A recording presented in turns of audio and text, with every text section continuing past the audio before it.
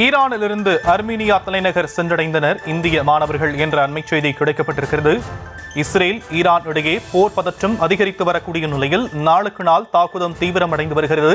இந்த நிலையில் ஈரானில் இருக்கக்கூடிய இந்திய மாணவர்கள் அர்மீனியா அழைத்து செல்லப்படுவார்கள் என இந்திய தூதரகம் தரப்பில் தெரிவிக்கப்பட்டிருந்த நிலையில் தற்போது அவர்கள் அர்மீனியா தலைநகரில் இந்திய மாணவர்கள் வந்திருக்கக்கூடிய காட்சிகள் கிடைக்கப்பட்டிருக்கின்றன. விவரங்களை எம்முடைய செய்தியாளர் வெங்கட்ரமணன் வழங்க நாம் கேட்கலாம். வெங்கட்ரமணன், மாணவர்கள் தற்போது பாதுகாப்பாக இங்கு கொண்டு வரப்பட்டிருக்கக்கூடிய நிலையில இந்தியா கொண்டு வர வாய்ப்பு இருக்கா? அது குறித்தான விவரங்கள் கிடைக்கப்பட்டிருக்கா? வணக்கம் சாம். இஸ்ரேல் இடையே தொடர்ந்து 5வது நாளாக இரு நாடுகளுக்கு தலைவர்களும் பரஸ்பரமாக எச்சரிக்கை விடுத்து தாக்குதல் நடத்தி கொண்டிருக்கக்கூடிய சூழலில் ஈரானில் இருக்கக்கூடிய எல்லையை கடந்து அர்மேனியா தலைநகருக்கு இந்திய மாணவர்கள் வந்திருக்கிறார்கள். தொடர்ச்சியாக கடந்த 13ஆம் தேதி முதல் ஈரான் மீது இஸ்ரேல் ஏவுகணை தாக்குதலை மேற்கொண்டது.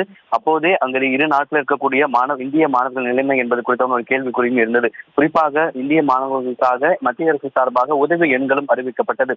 இந்த நிலையில்தான் ஈரான் இஸ்ரேல் இடையே இந்த மோதல் தீவிரமடைந்து வரக்கூடிய நிலையில 100க்கும் மேற்பட்ட இந்திய மாணவர்கள் நேற்று இரவு ஈரான் எல்லையை கடந்து அர்மேனியா எல்லைக்கு நுழைந்திருக்கிறார்கள். அவர்கள் இன்று அர்மேனியா நாட்டின் தலைநகரான ஈரானை சென்றடைந்திருக்கிறார்கள். ஈரான் அர்மேனியா எல்லையிலிருந்து 200 கிலோமீட்டர் தொலைவில் இருக்கிறது இந்த ஈரான். அந்த பகுதிக்கு அவர்கள் பேருந்து மூலியமாக சென்றடைந்திருக்கிறார்கள். தொடர்ந்து அங்கிருந்து விமானம் மூலியமாக அங்கு இருக்கக்கூடிய இந்திய மாணவர்களை இந்தியாவிற்கு அழைத்து வர ஏற்பாடு செய்யப்படும் என தெரிவிக்கப்பட்டிருக்கிறது. 5 நாட்களாக ஈரான் இஸ்ரேல் போர் பதற்றம் நீட்டித்துக் கொண்டிருக்கக்கூடிய நிலையில ஈரானில் இருக்கக்கூடிய இந்திய மாணவர்கள் இன்னும் சில நாட்கள்ல இந்தியா திரும்புவார்கள் என எதிர்பார்க்கப்படுகிறது சார்.